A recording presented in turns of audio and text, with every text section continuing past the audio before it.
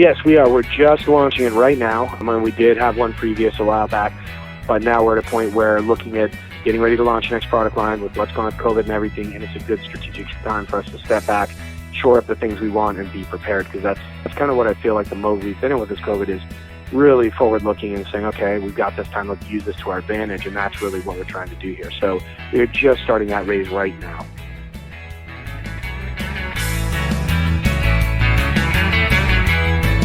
From MJBulls Media, it's the Raising Cannabis Capital Show.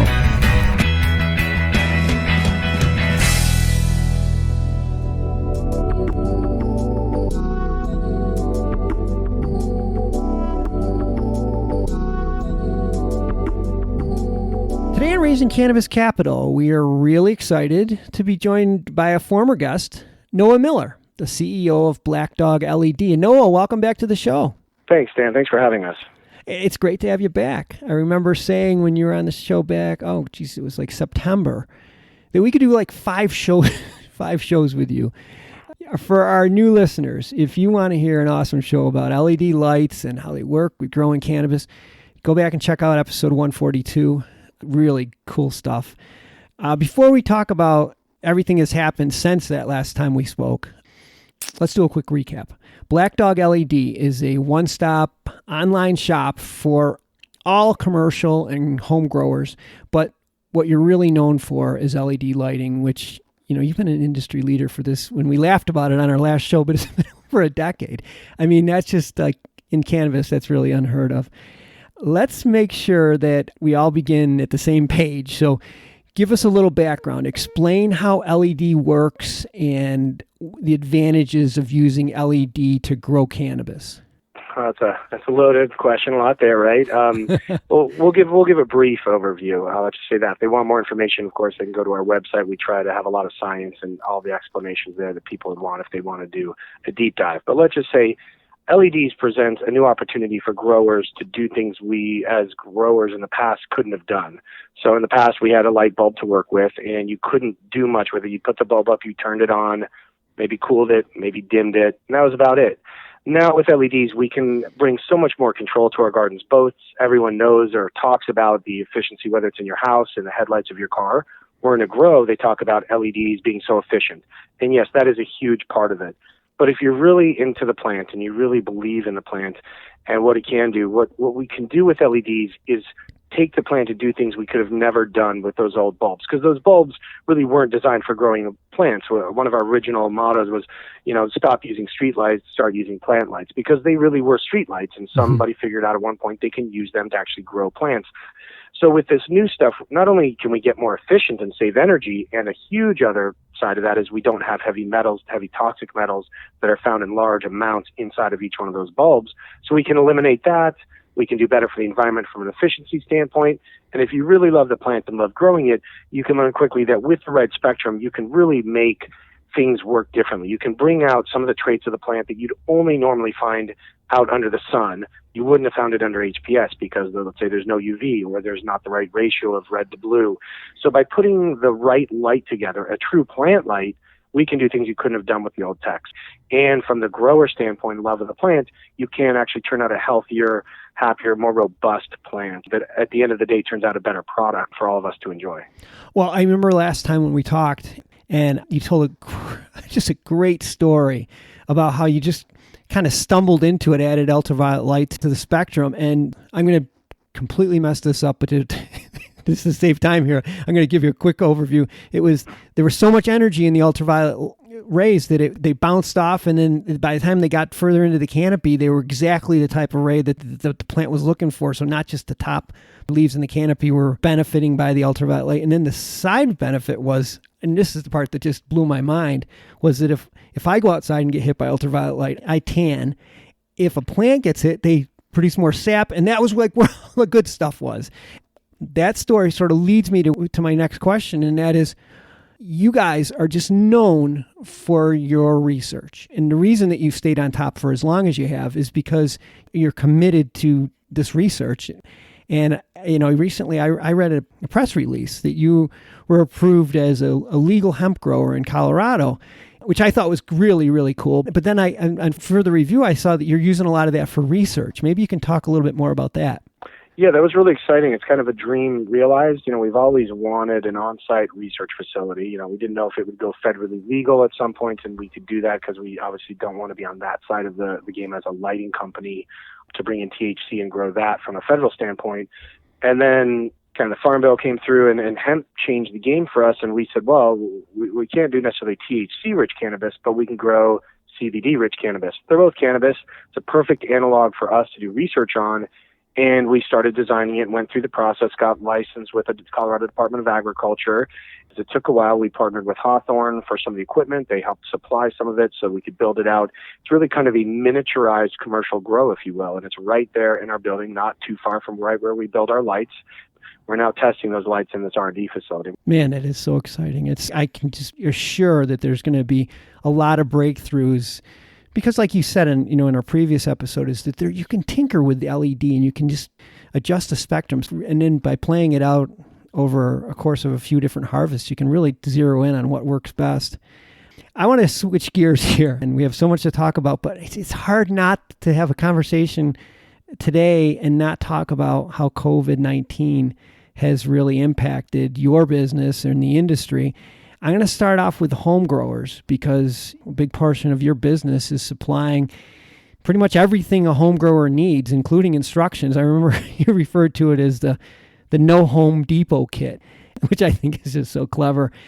I got to believe that it's been probably good for home growers. If they're stuck at home, this is probably something that they can do, not be bored. Is that been the case? Yeah, going into COVID, like everyone else, we had a lot of questions, and we really didn't know what to expect. However, the good news I can report is that, as you just said, a lot of people, I think, are taking on projects, whether it's home improvement projects or gardening projects they've wanted to do for a long time.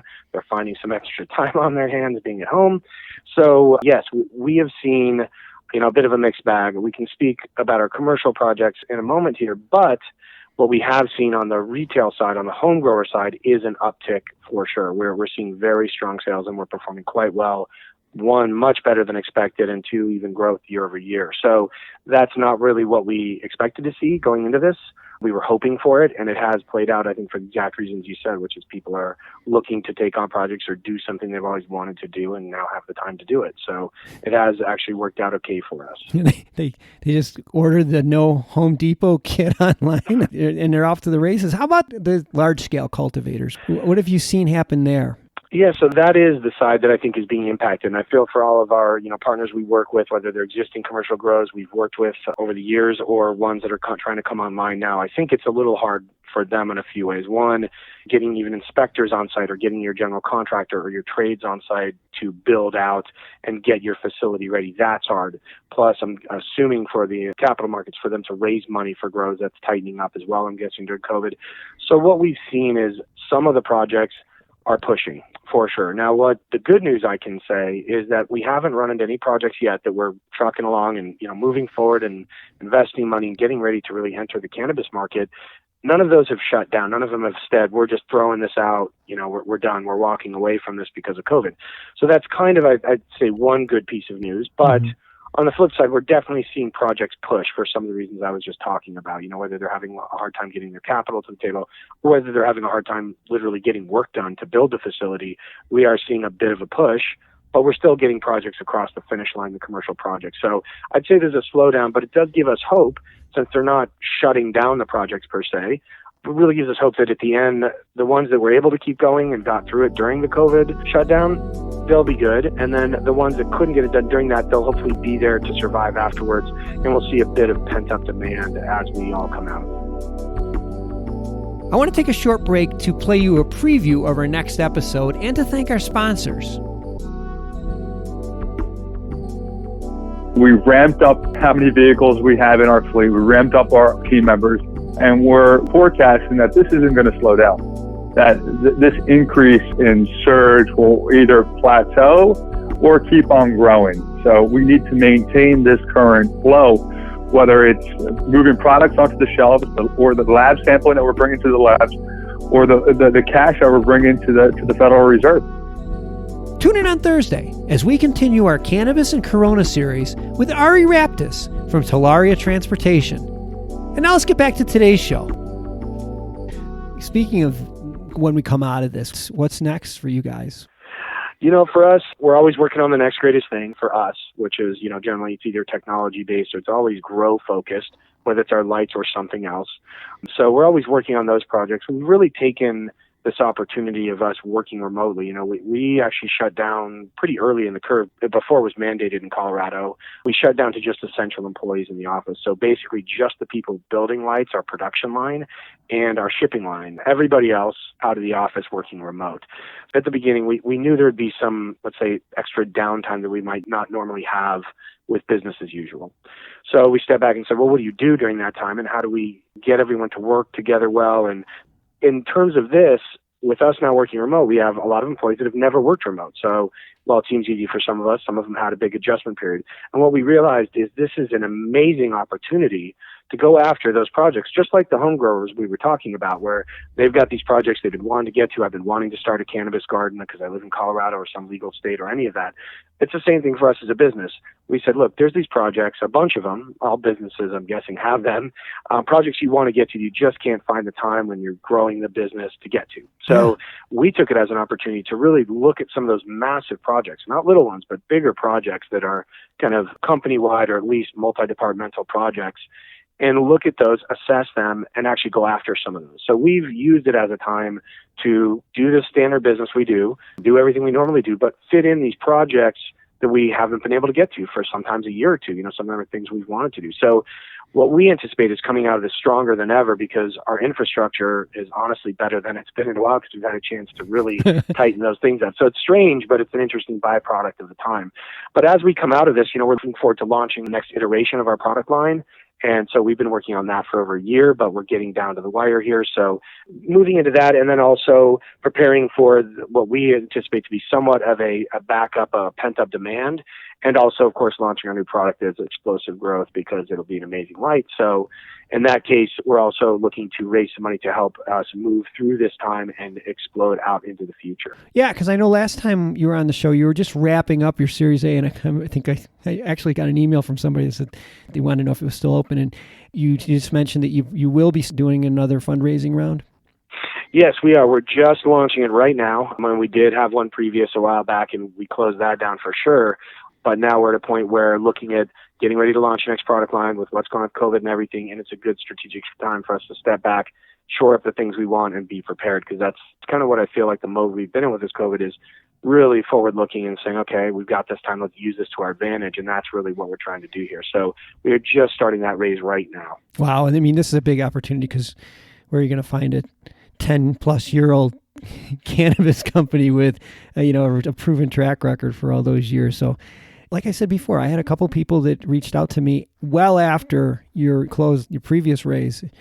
I know there'll be a lot of interest for this. And we'll have all of your information in our show notes and on our website. So if anybody is interested, you can circle back and reach out to Noah directly. I'm sure everyone has a little extra time right now, so I'm sure he'll want to talk to you. Noah, I appreciate you being on the show today. Let's do this again. Like I said, we have a few more episodes that we have to talk about. A lot of stuff that we never get to on these shows. Thanks for having me back on here, Dan. Really appreciate it. And you stay safe and watch those things.